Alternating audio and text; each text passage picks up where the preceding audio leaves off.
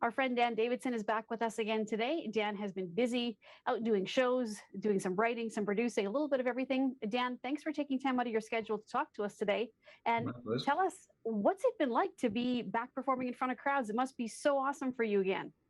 Yeah, it's been great. It's a little nugget of normalcy. We've been waiting a long, long time, it seems, for this. And it's still, it wasn't a crazy summer. Compared to my normal every weekend all over the place across the country kind of a summer. But we had 5 or 6 shows, and I got to play the Calgary Stampede and the Together Again show here in Edmonton, as well as some small town stuff. So it's been really great. I see a lot of happy faces in the crowd soaking in some live music, and a lot of happy faces on stage being able to play live music again. So is it still picking up though, heading into the fall and into the winter? Are you getting more dates, or are people still being a little bit cautious? Yeah, as events start to have to move inside, I think they are going to be fewer and far between. I think so. I think we'll see a slowdown in the fall unless something miraculous happens. But for me, yeah, I don't have too much planned after probably next week. I'm supposed to go to Europe and play, but who knows what's going to happen there in October. So, fingers crossed that we can have a little bit of a normal, fall touring season. But I think I'm more hopeful that we'll see, full steam ahead again in the spring.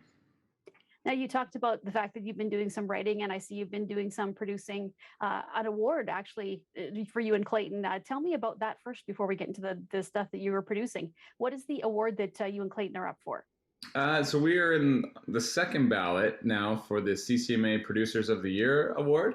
So the third ballot is the final nominee list, but yeah, we're getting pretty close, and that was for our work on the Roadhammers comeback song, "The Boys Are Back at It." So that was something I got to do with Clayton, and Clayton and I get to do a lot of cool stuff together. We're always working together on different projects and all different genres. So yeah, it's nice to. It's my first time being nominated as a producer of the year for the CCMAs. Well, almost nominated, second ballot. So we're almost there.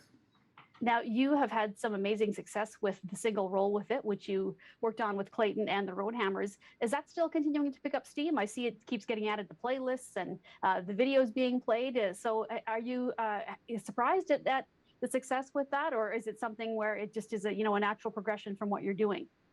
Well, there's never any guarantees when you release a song if anything's going to be successful, especially these days where radio play is really confusing and really hard to get.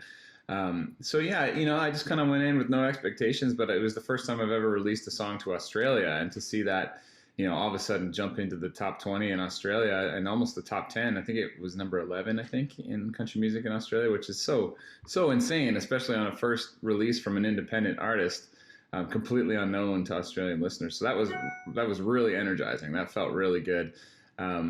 And it was a song that we actually were writing for the Roadhammers record, but when we finished it, it just kind of felt like a dance song. So we just went with it and got the guys to feature on it. And luckily they're close by, so we were able to shoot a COVID-friendly music video and get it out to the world. And now it's just kind of the little song that could. It's got a nice little engine that's chugging away, and we get new playlist ads all the time, even though we're not pushing super hard at Canadian radio right now with that one. But yeah, always gearing up for the next thing. I got another single coming down the pipes in about a month, and that's going to feature an Australian girl for the international version. And yeah, we have lots of big plans. So you mentioned that you're doing some writing. What are you working on right now, Dan?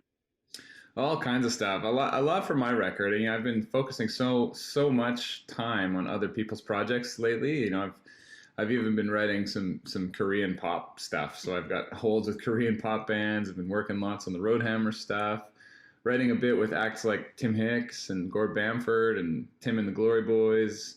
Yeah, so there's just lots going on. Clayton and I have been producing a little bit. We produced a Saskatoon rock band called Weapons that's doing really well, and I just did a song for a local girl named Haley Benedict that's starting to get out there. So yeah, it's been a lot of just being creative and staying busy kind of a thing. But now I'm getting to the point where I'm itching to sort of rebrand and come out with my own stuff in a big way in 2022. So lots of work on that. Well, Dan, thank you once again for speaking with us, and we look forward to seeing hopefully some shows around here again soon. And good luck over the next few months and into 2022. I know it's been such a challenging time, even getting back on the road, but we do appreciate you speaking with us and wish you the best of luck with everything in the future. Oh, my pleasure. Thanks for having me on.